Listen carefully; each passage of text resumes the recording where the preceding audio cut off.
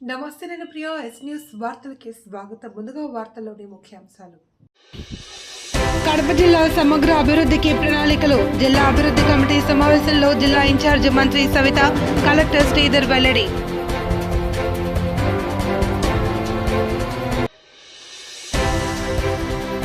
గండికోట ఉత్సవాలను జయప్రదం చేయండి, కుటుంబ సభ్యులతో హాజరు కావాలి అంటూ పోస్టర్ ఆవిష్కరణ కార్యక్రమంలో మంత్రి సవిత పిలుపు.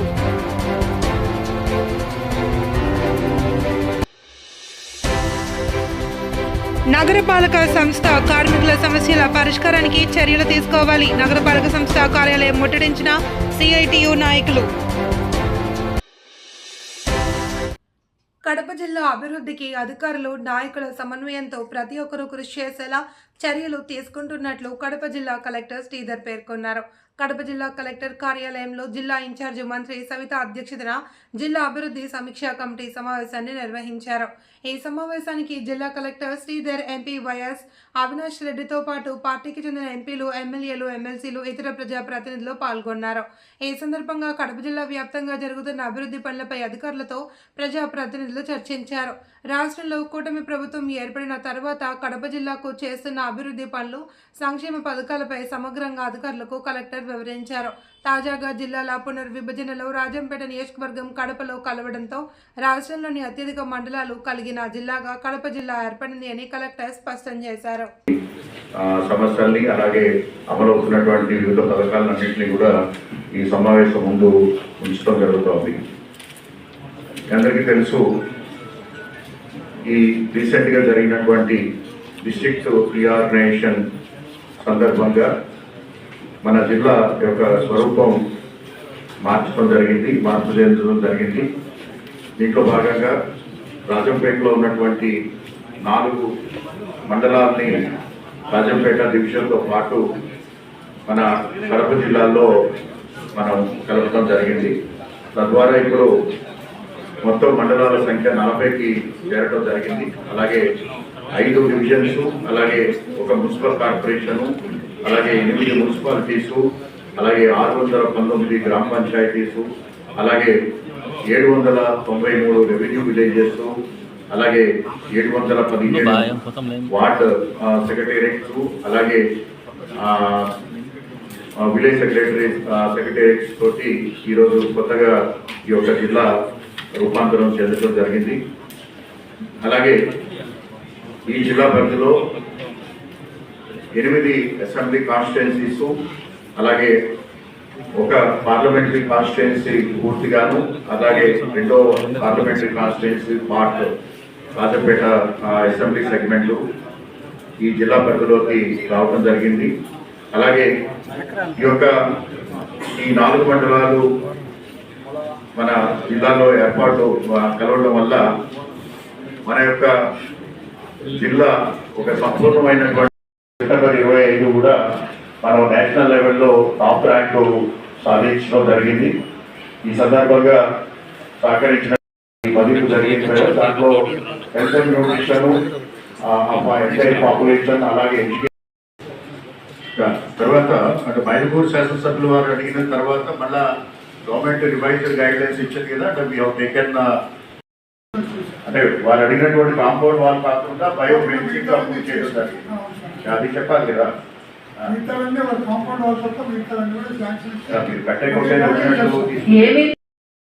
పరిష్కారం చేస్తామని సుప్రీంకోర్టు ఇచ్చింది. దాని విషయంలో ఎప్పటికప్పుడు మా ప్రభుత్వం అలర్ట్గా ఉంటుంది. మన ఇరిగేషన్ మంత్రి ఎప్పటికప్పుడు తగిన పరిస్థితుల్లో రిప్రజెంట్ చేయడం జరుగుతుంది. కాబట్టి ఎప్పుడు కూడా మీరు రాయలసీమను నెగ్లెక్ట్ చేసే పరిస్థితి లేదు. పూర్తిగా ఒక డ్రాప్ ప్రతి చుక్కను కూడా ఆంధ్రప్రదేశ్ తీసుకొని వచ్చే దాంట్లో మా ముఖ్యమంత్రి ఎప్పుడూ దాని మీద నిరంతరం కృషి చేస్తూ ఉన్నారు. ఒక పక్క తెలంగాణ ప్రభుత్వం పర్మిషన్ ఉంటేనే ప్రాజెక్టు పెడతా ఉన్నారా?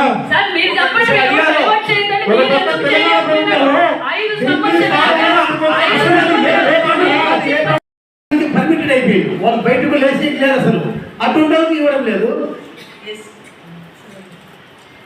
ప్రాసెస్ తర్వాత ఈచ్ స్టేట్ కూడా ఆ యాక్ట్ లోబడి, గైడ్లైన్స్ లోబడి మనకు స్కీమ్ గైడ్లైన్స్ ని డిజైన్ చేసుకోవాల్సిన అవసరం ఉంటుంది. అంటే అయితే కొన్ని సందర్భాలు ఏంటంటే వాళ్ళు అవాయిడ్ చేస్తున్నారు, అటెండ్ అవడానికి అవాయిడ్ చేస్తున్నారు. లేదు ప్రధాన మార్చిలో మార్చి 2025లో ఎన్విరాన్మెంటల్ క్లియరెన్స్ కేంద్ర ప్రభుత్వం రిజెక్ట్ చేసింది. మనం ప్రాపర్ గా పర్సూ చేయకపోవడంతో మార్చి 2025లో ఎవరున్నారో వాళ్ళు మేడం. కానీ లాస్ట్ కడప కలెక్టర్ కార్యాలయం వేదికగా జరిగిన జిల్లా అభివృద్ధి సమీక్ష కమిటీ సమావేశంపై ఎంపీ వైఎస్ అవినాష్ రెడ్డి విమర్శలు గుప్పించారు. అభివృద్ధి సమీక్ష సమావేశం కాదని తెలుగుదేశం పార్టీ సొంత డబ్బా సమావేశమని ఎద్దేవా చేశారు. కడప కలెక్టర్ కార్యాలయంలో జరిగిన జిల్లా అభివృద్ధి సమీక్ష కమిటీ సమావేశానికి ఎంపీ వైఎస్ అవినాష్ రెడ్డితో పాటు వైసీపీ ఎమ్మెల్యేలు ఆకేపాటి అమర్నాథ్ రెడ్డి, దాసరి సుధా, ఎమ్మెల్సీ రామ్ సుబ్బారెడ్డి ఇతరులు హాజరయ్యారు. ఈ సందర్భంగా అధికారులతో కడప జిల్లాలో జరిగిన అభివృద్ధిపై చర్చిస్తున్న సమయంలో సొంత డబ్బా కొట్టడం తప్ప చేతులు చూపించింది శూన్యమని విమర్శించారు. అడిగిన ప్రశ్నలకు సమాధానం చెప్పలేక దాటవేసి ప్రయత్నం చేస్తున్న కారణంగా సమావేశాన్ని బహిష్కరించినట్టు ఎంపీ పేర్కొన్నారు. అంశము గడిచిన కొన్ని రోజులుగా రాయలసీమ ఎత్తిపోతల పథకానికి సంబంధించి ఏదైతే పరిణామాలు జరుగుతూ ఉన్నాయో తెలంగాణ ముఖ్యమంత్రి గారు మాట్లాడిన తర్వాత తాను ఆంధ్రప్రదేశ్ ముఖ్యమంత్రిగా చంద్రబాబు నాయుడు గారు మేమిద్దరం క్లోజ్డ్ రూమ్లో కూర్చొని రాయలసీమ ఎత్తిపోతలకు పూర్తి అసలు ఏమాత్రం కూడా మా వాదన వినే పరిస్థితి కూడా అక్కడ కనిపించలేదు. ఈరోజు ప్రతి రైతులో కూడా ఆందోళన ఉంది. వర్షాలు బాగా పడినప్పుడు శ్రీశైలంలో ఫ్లడ్ డేస్ ఎక్కువ ఉన్నప్పుడు తెలంగాణ పవర్ జనరేట్ చేసిన తెలంగాణ ఎత్తిపోతల పథకాల్లో నీళ్లు ఎత్తిపోసుకున్నా మనం గ్రావిటీ ద్వారా తీసుకోవచ్చు. ఏది వర్షాలు బాగా పడినప్పుడు ఫ్లడ్ డేస్ దాదాపు 150-180 రోజులు ఫ్లడ్ డేస్ ఉన్నప్పుడు ఇది సాధ్యం. కానీ ఫ్లడ్ డేస్ తక్కువ ఉన్నప్పుడు మన పరిస్థితి చాలా ఘోరంగా ఉంటుంది. మన ప్రాంతానికి 111 టీఎంసీలు రావాలా, ఎస్ఆర్బీసీకి సంబంధించి 19 టీఎంసీలు రావాలా, తెలుగుగంగకు సంబంధించి 39 టీఎంసీలు రావాలా, జిఎన్ఎస్ఎస్కి సంబంధించి 38 టీఎంసీలు రావాలా, చెన్నై డ్రింకింగ్ వాటర్కు 15 టీఎంసీలు రావాలా, కేసీ కెనాల్ ఏదైతే ఇక్కడ మనం శ్రీశైలం నుంచి మనం తీసుకుంటామో దానికి 10 టీఎంసీలు రావాలా, మొత్తం 111 టీఎంసీలు నీళ్ళు మనకు రావాలా. మొత్తం కేసీ కెనాల్ రైతాంగం, జిఎన్ఎస్ఎస్ కింద ఆయకట్టు రైతాంగం, తెలుగుగంగ ఆయకట్టు అంటే బ్రహ్మం సాగరు, SR1, SR2 రైతాంగం, ఇన్ని లక్షల మంది రైతులు వీటి మీద ఆధారపడి ఉన్నారు. మరి ఇంత పెద్ద అంశాన్ని ఏమాత్రం అంటే మేము చర్చ మొదలు పెడితే 2 నిమిషాలు మా వాదన వింటనే రివర్స్ ఎదురుదాడికి మళ్ళా మేము సమాధానం ఇస్తే డైవర్షను. కేవలం ఎదురుదాడి డైవర్షన్ తప్ప ఏమీ లేదు ఇక్కడ. ఏ సమస్యలు ఏవనైతున్నా ఇంతే. మరి ఈ డిఆర్సీ మీటింగ్లు ఎందుకో మరి అర్థం కాని పరిస్థితి. మరి ఇవాళ కూడా రైతుల తరపున రైతులు ఏదైతే ఆందోళన పడుతూ ఉన్నారో, ఓ పక్క తెలంగాణ పవర్ జనరేషన్ అనే పేరుతో నీళ్లు కిందికి వదులుతూ ఉంది, ఓ పక్క పాలమూరు రంగారెడ్డి దిండి ఎత్తిపోతల నుంచి వాటరు రోజుకు 3 టీఎంసీలు పంప్ చేస్తే 5-6 టీఎంసీలు వచ్చే ఫ్లడ్ ప్రతిరోజు తెలంగాణ ప్రాంతానికే పోతే ఎప్పుడు నీళ్లు 880 లెవెల్కి రావాలా, ఎప్పుడు 854 లెవెల్కి రావాలా, ఎప్పుడు మన ప్రాంతానికి నీళ్లు రావాలా? 854 అడుగులు పైకి పోతేనే కదా మనకు కనీసం 7000 క్యూసెక్లన్నా వచ్చేది. ఈ ప్రాబ్లం దృష్టిలో పెట్టుకొని గతంలో దివంగత ముఖ్యమంత్రి డాక్టర్ వైఎస్ రాజశేఖర రెడ్డి గారు పోతిరెడ్డిపాడు 11,000 ఉంటే సరిపోదు, ఫ్లడ్ బాగా ఉన్నప్పుడు శ్రీశైలంలో 880 ఫీట్ లెవెల్ ఉన్నప్పుడు పెద్ద ఎత్తున నీళ్లు డ్రా చేసుకోవాలా అని చెప్పి పోతిరెడ్డిపాడు హెడ్ రెగ్యులేటర్ను 44,000 క్యూసెక్లకు ఆనాడు రాజశేఖర రెడ్డి గారు పెంచి ఒక గొప్ప నిర్ణయం తీసుకున్నారు. ఆ నిర్ణయం వల్లనే ఫ్లడ్ డేస్ బాగా ఉన్నప్పుడు మనం పెద్ద ఎత్తున మన ప్రాంతానికి నీళ్లు తీసుకోగలుగుతూ ఉన్నాం. ఆ తర్వాత జగన్మోహన్ రెడ్డి గారు వచ్చిన తర్వాత మారిన పరిస్థితుల దృష్ట్యా ఒక పక్క తెలంగాణ ప్రభుత్వము వాళ్ళ రాష్ట్రం ఏర్పడిన తర్వాత ఇష్టం వచ్చినట్టు పవర్ జనరేట్ చేస్తూ ఉంది. ఆ గతంలో ఒకే రాష్ట్రం ఒకే మాట, ఇప్పుడు రాష్ట్రాలు 2 అయిపోయిన తర్వాత తెలంగాణ ప్రభుత్వం వాళ్ళ ఇష్టం వచ్చినట్టు వాళ్ళు పవర్ జనరేషన్ చేస్తూ ఉన్నారు. వాళ్ళ ఇష్టం వచ్చినట్టు వాళ్ళు లెఫ్ట్ కెనాల్ నుంచి మరి ఎత్తిపోతల పథకాలు నిర్మించుకుంటూ పోతూ ఉన్నారు. మరి అదే జరిగితే మనకు హక్కుగా రావాల్సిన నీళ్లు, మనకు అలొకేషన్ చేయబడ్డ 111 టీఎంసీల నీళ్లు గండికోట ఉత్సవాలకు సకుటుంబ సపరివార సమేతంగా ప్రతి ఒక్కరూ పాల్గొనాలి అని రాష్ట్ర బీసీ సంక్షేమ శాఖ మంత్రి జిల్లా ఇన్ఛార్జి మంత్రి సవిత పిలుపునిచ్చారు. కడప కలెక్టర్ కార్యాలయంలో గండికోట ఉత్సవాల సంబంధిత పోస్టర్లను జిల్లా కలెక్టర్ శ్రీధర్తో కలిసి ఆమె ఆవిష్కరించారు. ఈ నెల 11, 12, 13 తేదీలలో గండికోట ఉత్సవాలను అంగరంగ వైభవంగా నిర్వహించేందుకు రాష్ట్ర ముఖ్యమంత్రి చంద్రబాబు సారథ్యంలో ఏర్పాట్లు చేస్తున్నట్లు ఆమె పేర్కొన్నారు. ఈ సందర్భంగా గండికోట ఉత్సవాలపై చిత్రీకరించిన టీజర్ పోస్టర్లను ఎమ్మెల్యేలు ఇతర అధికారులతో కలిసి ఆవిష్కరించారు. గండికోట చరిత్ర చాటి చెప్పేలా ఉత్సవాలను నిర్వహిస్తామని, గతంలో ఎన్నడూ జరగని విధంగా ఈ ఉత్సవాలను వైభవంగా నిర్వహిస్తామన్నారు. ఈ ఉత్సవాలకు కడప జిల్లాల నుండి కాకుండా రాష్ట్ర నలుమూలల నుండి తరలిరావాలి అని పిలుపునిచ్చారు.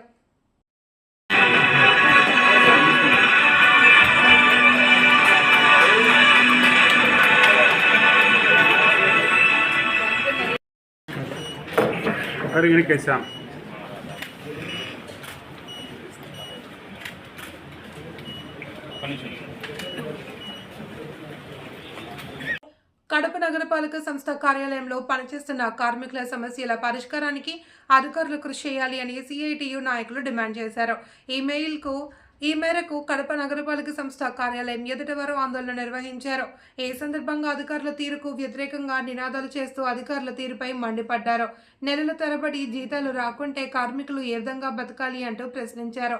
చెత్త పన్ను వసూలు చేయాలి అని చెప్పింది మీరే, వసూలు చేసినందుకు బలి చేసింది మీరే అని నిలదీశారు. చెత్త పన్ను వసూలుపై పలువురు ఉద్యోగులను సస్పెండ్ చేశారని, పర్మనెంట్ ఉద్యోగులను విధుల్లోకి తీసుకుని టెంపరరీ ఉద్యోగులను ఇంతవరకు విధుల్లోకి తీసుకోకపోవడం దారుణమన్నారు. తప్పు చేసింది ఒకరైతే బలిపశువైంది కార్మికులంటూ ఎద్దేవా చేశారు. అనేక రూపాయలలో కడప కార్పొరేషన్లో ఒక ఆయన చెప్పులకు సంబంధించిన వాళ్ళు 560 రూపాయలు. ఇక్కడ ఈ మేడం ఉంది, ఈ మేడం ధనలక్ష్మి మేడం ఇలా ఈమెకాయలు చిక్కుల్లో ఉంది. ధనలక్ష్మి మేడం అనేక రూపాయలలో అనేక పిల్లలు ఎక్కడెక్కడ సొంతకాలు పెట్టాలి, ఎక్కడెక్కడ లెక్కలు తీసుకునేది ప్రతి ఒక్కటి మాకు తెలుసు. ఈరోజు కడప నగరంలో పెండింగ్ ఉండే వేతనాలు ఇవ్వాలని దాదాపు పోయిన సంవత్సరం నుంచి ఈ సంవత్సరం వరకు కానీ వేతనాలు ఇవ్వలేని పరిస్థితుల్లో కడప కార్పొరేషన్ అధికారులు కానీ కమిషనర్ కానీ ఈరోజు ఉన్నారు. మేము ఒకటే చెప్తున్నాం, ఈరోజు క్రిస్మస్ వెళ్ళిపోయింది, జనవరి 1 వెళ్ళిపోయింది, మరో సంక్రాంతి రాబోతుంది. అంటే మీరేమో పండగలు చేసుకోవాలి, మీరేమో పిల్ల పాపలతో బాగుండాలి. ఈరోజు మున్సిపల్ కార్మికుల కుటుంబాలు అప్పుల పాలు కావాలని మేము చేస్తున్నారా? ఈరోజు కమిషనర్ గారు గుర్తుపెట్టుకోవాలి, ఈరోజు కలెక్టర్ గారు గుర్తుపెట్టుకొని వెంటనే శాలరీ వచ్చేటట్టు చూడాలి. ఇంకో విషయం ఏమంటే చెత్త దాంట్లో సంబంధించిన కొంతమందిని సస్పెండ్ చేయడం జరిగింది. ఆ సస్పెండ్ చేసిన దాంట్లో కొంత ఆప్కాస్ వర్కర్స్ని ఈరోజు విధుల్లోకి తీసుకోవడంలే. మేము ఒకటే మాట చెప్తున్నాం, సస్పెండ్ చేసిన వాళ్ళందరినీ ఆప్కాస్ వర్కర్స్ అందరినీ విధుల్లోకి తీసుకోవాలి. అంటే మీకు ఒక న్యాయం, ఆప్కాస్ వర్కర్కి ఒక న్యాయమా? పర్మనెంట్కి ఒక న్యాయం, ఆప్కాస్కి ఒక న్యాయమా? వాళ్ళ పిల్లలు ఎలా తిని బతుకుతారు? ఈరోజు చెత్త పన్ను రాబట్టమనేది మీరే, తీసుకోమనేది మీరే, తెమ్మనేది మీరే, లేకుంటే ఆబ్సెంట్ వేస్తామనేది మీరే. ఈరోజు అది చేసిన పాపానికి ఈరోజేమో తినే వాళ్ళేమో జాయినింగ్ అయినారు, తినలోనేమో ఈరోజు రోడ్డు పాలైన పరిస్థితి ఉంది. అట్లాగే అడిషనల్ కోవిడ్ కొత్త కార్మికులకు సంబంధించి ఈరోజు 12,000 రూపాయలు జీతంతో ఎలా బతుకుతారు? వాళ్ళకి తక్షణమే 19,065 రూపాయలు కలెక్టర్ గారు ఇచ్చిన జీవో సర్క్యులర్ ప్రకారంగా వేతనాలు ఇవ్వాలి. అట్లాగే ఇంజనీర్ సెక్షన్లో కొంతమంది అధికారులు ఈరోజు పెద్ద ఎత్తున స్కామ్ చేయబోతున్నారు, పెద్ద ఎత్తున అవినీతి జరుగుతుంది. దీంట్లో సిటీ ప్లానింగ్ కానించి, ఇంజనీర్ సెక్షన్లో పనిచేసే కార్మికుడు కానించి ఈరోజు పారిశుద్ధ కార్మికులకు సంబంధించింది సోప్స్ ఇచ్చినారు, చెప్పల్స్ ఇచ్చినారు, ఇంతవరకు ఆయిల్ రాలా, యూనిఫామ్ రాలా. ఇట్లాంటి అనేక రూపాయల సమస్యలు ఉన్నాయి. అలాగే మీ చనిపోయిన కుటుంబంలో సంబంధించిన వాళ్ళు ఉద్యోగాలు ఇవ్వాలని, వాళ్ళ ఉద్యోగాలు లేకుంటే ఎమ్మెల్యే గారు వెంటనే జోక్యం చేసుకొని దీనిపైన వెంటనే మాకు న్యాయం జరిగేటట్టు ఎమ్మెల్యే గారు కానీ కలెక్టర్ గారు కానీ న్యాయం చేయాలని మేము తెలియజేస్తున్నాం. లేని పక్షంలో రేపు మేమందరం ఎమ్మెల్యే గారి ఇంటికాడికి పోయి మెమరాండం ఇచ్చేదానికి వెళ్తున్నాం. మీరందరూ గుర్తుపెట్టుకోవాలి, ఏమన్నా జరిగినా ఎటువంటి ఇబ్బంది వచ్చినా ఇది మా బాధ్యత కాదు, ఇది కార్పొరేషన్ అధికారుల బాధ్యత అని సిఐటిగా తెలియజేస్తున్నాం. రాష్ట్రంలో కూటమి ప్రభుత్వం అధికారంలోకి వచ్చాక వైఎస్ఆర్ కాంగ్రెస్ పార్టీ కార్యకర్తలపై దాడులు, అక్రమ కేసులు పెట్టడమే లక్ష్యంగా చేస్తున్నారని వైఎస్ఆర్ కాంగ్రెస్ పార్టీ జిల్లా అధ్యక్షుడు రవీంద్రనాథ్ రెడ్డి ఆరోపించారు. టీడీపీ నేతల దాడిలో గాయపడిన వైఎస్ఆర్ కాంగ్రెస్ నాయకుడు రామచంద్రారెడ్డిని కడపలో వారు పరామర్శించారు. కడప నగరంలోని ఓ ప్రైవేట్ ఆసుపత్రిలో చికిత్స పొందుతున్న రామచంద్రారెడ్డిని జిల్లా అధ్యక్షుడు రవీంద్రనాథ్ రెడ్డి, ఎమ్మెల్యేలు దాసరి సుధా ఆకేపాటి, అమర్నాథ్ రెడ్డి, ఎమ్మెల్సీ రామ్ సుబ్బారెడ్డిలు, మేయర్ పాకా సురేష్ పరామర్శించారు. ఈ సందర్భంగా ఆయన యోగక్షేమాలను అడిగి తెలుసుకుని త్వరగా కోలుకోవాలి అని ఆకాంక్షించారు. వైఎస్ఆర్ కాంగ్రెస్ పార్టీ సానుభూతి పరులపై దాడులు చేసి నేత్రానందం పొందుతున్నారని విమర్శించారు. రాబోయే కాలంలో ఇటువంటి వారిపై ఖచ్చితంగా చర్యలు ఉంటాయని స్పష్టం చేశారు. కాళ్ళు ఫ్రాక్చర్ రెండు హ్యాండ్స్ అయితే ఒక చోట రెండింటిలో ఉన్నాయి.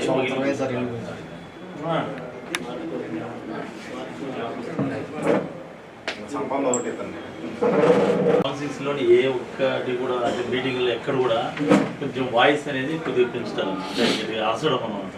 అంటే జగన్ సార్ అంటే కొద్దిగా బాగా విన్నాను, శ్రీకాంత్ అని అంటే కూడా అట్లా బాగా ఇల్లు కూడా పూజ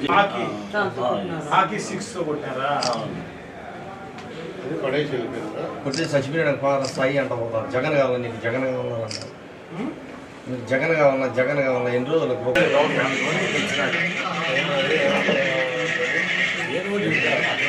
రామచంద్రారెడ్డి, చిట్లూరు గ్రామం, చెరుముందరపల్లి, రామాపురం మండలం. శ్రీకాంత్ అన్న కూడా పాపం దానికైతే సర్జరీ అవసరం లేకుండా ఎన్నెము కూడా light fracture madam. Actual bed rest లో 3 months గవర్నమెంట్ సర్జరీ చేశారు. సర్జరీ ఏదైనా పేకి శ్రీకాంత్ వెంటనే కోర్టుకు కూడా వేయించారు.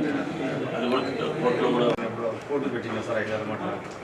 నేను నాకు పేద కూడా దానికి కూడా ఫోన్ చేస్తాను కూడా ఇన్వర్టర్ పోస్టులు పెట్టాను. గట్టి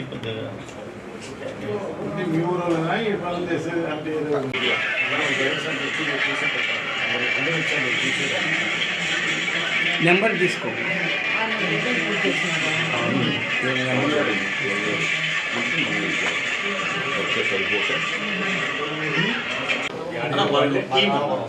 అంటే ప్రతి లాస్ట్ మంత్ మన విజయభాస్కర్ మన విజయనగరంలో కూడా చెప్పినట్టుగా ఇది రామచంద్రారెడ్డి గారు. రామచంద్రారెడ్డి పాపం రామాపురం మండలం. అతను సోషల్ మీడియాలో రాంప్రసాద్ గురించి కామెంట్ పెడితే దానిపైన ఆయన ఇల్లు కూల్చడమే కాకోకుండా ఆయన భార్య ఏదో ఫీల్డ్ అసిస్టెంట్గానే ఏదో పని చేస్తూ ఉంటే ఆ ఉద్యోగం తీసేయడం, ఆయాగా ఏదో పని చేస్తూ ఉంటే అంగన్వాడీ ఆయా, సో అది తీసేయడమే కాక ఇతనికి పాపం హాకీ స్టిక్స్తో నిజంగా చాలా దుర్మార్గం. మొత్తం బాడీ అంతా కూడా డ్యామేజ్ అయ్యి చేపించిన పరిస్థితి అన్నమాట. అంటే వాళ్ళు చచ్చిపోయినారని చెప్పేసి వదిలేసిన పరిస్థితి. సో వెన్నముక అయితేనేమి, కాళ్ళు అయితేనేమి, చేతులు అయితేనేమి, అన్ని రకాలుగా ఫ్రాక్చర్స్ అన్నీ అయిన పరిస్థితి ఉంది. సో డెఫినెట్గా దీనికి మూల్యం చెల్లించుకునే కార్యక్రమం తప్పకుండా జరుగుతుందని చెప్పి తెలియజేసుకుంటున్నాం. సో తప్పకుండా దీంట్లో ఎవరైతే కొట్టారో వాళ్ళ పేర్లు పెట్టకోకుండా వేరే పేర్లతోటి కేసు రిజిస్టర్ చేయడమే కాకోకుండా సెక్షన్స్ కూడా బెయిలబుల్ సెక్షన్స్ చేసేసి ఆ రకంగా నీరు గార్చే కార్యక్రమం కూడా ఈ ప్రభుత్వం చేపట్టింది. సో ఇవన్నీ కూడా మేము ప్రైవేట్ కంప్లైంట్ వేసే కార్యక్రమం తప్పకుండా జరుగుతుంది. ఎక్కడైనా వైఎస్ఆర్ కాంగ్రెస్ పార్టీ కార్యకర్తలకు కానీ నాయకులకు కానీ ఎక్కడైనా కూడా ఇబ్బంది జరిగితే తప్పకుండా వైఎస్ఆర్ కాంగ్రెస్ పార్టీ మొత్తం నాయకులందరూ కూడా పాల్గొనే కార్యక్రమం చేస్తుంది. వాళ్ళకి సపోర్టుగా ఉండే కార్యక్రమం తప్పకుండా జరుగుతుంది అని చెప్పి తెలియజేసుకుంటున్నాం. Thank you. రోడ్డు భద్రతా నియమాలు పాటించి రోడ్డు ప్రమాదాలకు దూరంగా ఉండాలి అని ప్రొద్దుటూరు డీఎస్పీ భావన పేర్కొన్నారు. 37వ జాతీయ రహదారి భద్రతా మాసోత్సవాలపై పాత బస్టాండ్ వద్ద నుండి శివాలయం సర్కిల్, రాజు సర్కిల్ వరకు విద్యార్థులతో భారీ ర్యాలీ నిర్వహించారు. ఈ సందర్భంగా DSP Bhavan, RDO Manisha, DSP భావన, పోలీస్ వారి సిబ్బంది, కళాశాల విద్యార్థులతో కలిసి పట్టణంలో అవగాహన ర్యాలీ చేపట్టారు. అనంతరం రాజు సర్కిల్లో మానవాహారం నిర్వహించారు. ఈ సందర్భంగా డీఎస్పీ భావన, ఆర్డీఓ మనిష మాట్లాడుతూ ప్రతి ఒక్క వాహనదారుడు తప్పనిసరి హెల్మెట్ వాడాలి అని, హెల్మెట్ వాడకపోవడంతో తలకు బలమైన గాయం తగిలి మృతి చెందుతున్నారని, ప్రతి తల్లిదండ్రులు పిల్లలకు హెల్మెట్ వాడకంపై అవగాహన కల్పించాలి అని తెలిపారు.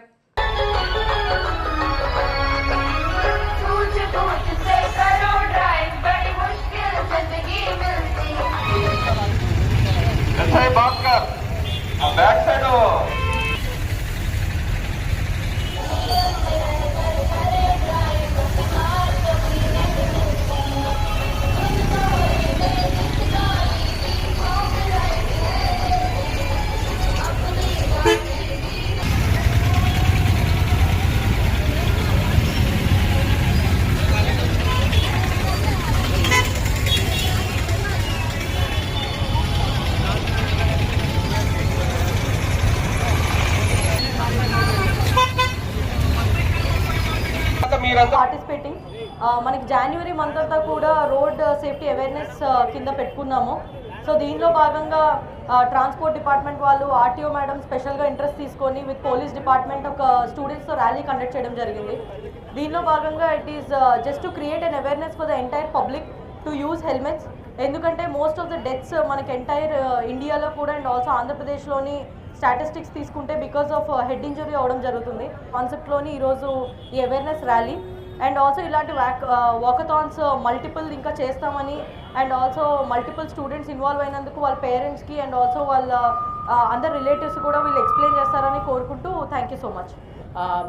more for road safety awareness gurinche. So this is 37th National Road Safety Awareness Month. As a part of these celebrations, idi walkathon conduct cheyadam jarigindi. Today the target audience is student community, especially college going children, college going students. So major issues వచ్చేసి వాళ్ళవి first of all helmet లేకుండా ride చేయడం ఒకటి, అదే major cause of accident అవుతుంది. So రీసెంట్గా DRSC మీటింగ్లో కూడా మనం స్టాట్స్ తీస్తే అరౌండ్ 3 to 12 డెత్స్ అయ్యాయి. The major reason is without, దాంట్లో 169 డెత్స్ వితౌట్ హెల్మెట్ లేకపోవడం వల్ల. And also one more issue వచ్చేసి స్టూడెంట్స్లో minor driving, with people who are below 18 years, they are driving the vehicles. So that is also one more issue. మేజర్గా పేరెంట్స్కి ఒకటి చెప్పాలనుకుంటున్నాను, మీరు మీ పిల్లలు బండ్లు తీసుకెళ్తుంటే whether they are driving, first of all వాళ్ళకి డ్రైవింగ్ లైసెన్స్ ఉందా లేదా, సెకండ్ థింగ్ వాళ్ళు కరెక్ట్గా డ్రైవ్ చేస్తున్నారా లేదా, otherwise don't give the vehicles to them. This is my sincere advise అండి. అది పోలీస్ కేసు కూడా అవుతుంది. ఊరికే we will be putting the students career at stake. Second thing వచ్చేసి even women also, especially girl students, మీరు Scooty అలా drive చేస్తుండొచ్చు mostly. I would request you first to take a driving license first of all. Second thing is మీరు lane discipline అవి ఇంకొంచెం more. వార్తలు ఇంతతో సమాప్తం. తిరిగి రేపు ప్రసారమయ్యే ఎస్ న్యూస్తో మళ్ళీ కలుసుకుందాం. అంతవరకు సెలవు, నమస్తే.